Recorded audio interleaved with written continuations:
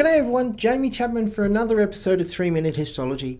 Today we're continuing our look at the epithelium, classification of epithelium, and in this video we're going to be focusing on the most specialized type of epithelium probably in the human body, and this is known as transitional epithelium, or also known as urothelium because of its location exclusively found to the urinary system. So let's start our 3 minutes. So urothelium or transitional epithelium is, as its name suggests, an epithelium which can undergo a transition in shape. It actually is able to expand to accommodate increasing volume. In particular, in the urinary bladder, it can expand to accommodate more and more urine. And so that enables the epithelium to stretch out and become this nice flat surface. Now, the surface cells, when they're in a relaxed form, actually have this nice sort of stratified type of appearance.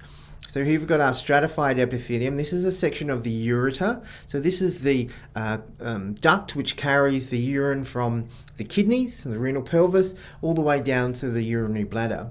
Now you can see these surface cells actually are quite dome-shaped in the relaxed type of transitional epithelium. And these surface cells are often referred to as umbrella cells because they have this sort of rounded appearance to them, which can then expand to flatten out in times of accommodating increased volume. The other important feature that we can't obviously see with the light microscope is that these surface cells actually have lots of tight junctions or zonular occludens between them, which actually makes this a nice waterproof seal so that urine doesn't move into the underlying tissues and cause all sorts of problems.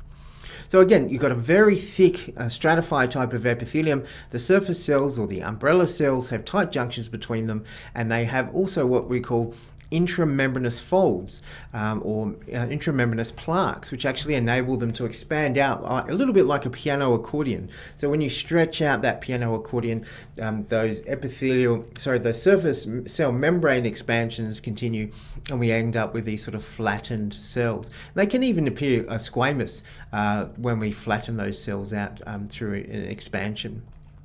But again, it's a stratified epithelium. Now, it actually begins within the kidney. So here we've got a section of the kidney.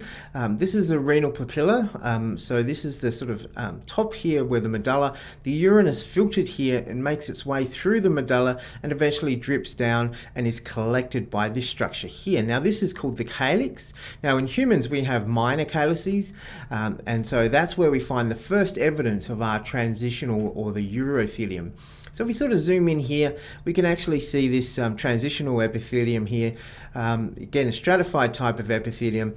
Some of the surface cells can appear a little bit flattened when we actually get them quite expanded and stretched, and so it looks a little bit different to what we were looking at before.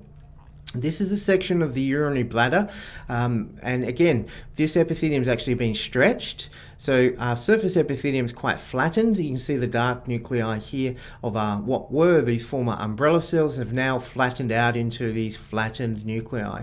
And so it appears not as tall as that previous epithelium that we were looking at. But I mean, that's what transitional epithelium is about. It's either going to be this nice plump rounded type of epithelium, or it's going to be this squished flattened type of epithelium, and so it transitions to these according to the volume that it needs to store. Anyway, that covers the transitional epithelium, the urothelium. I hope you found that useful. We'll see you in our future videos on epithelial structure. Hooroo!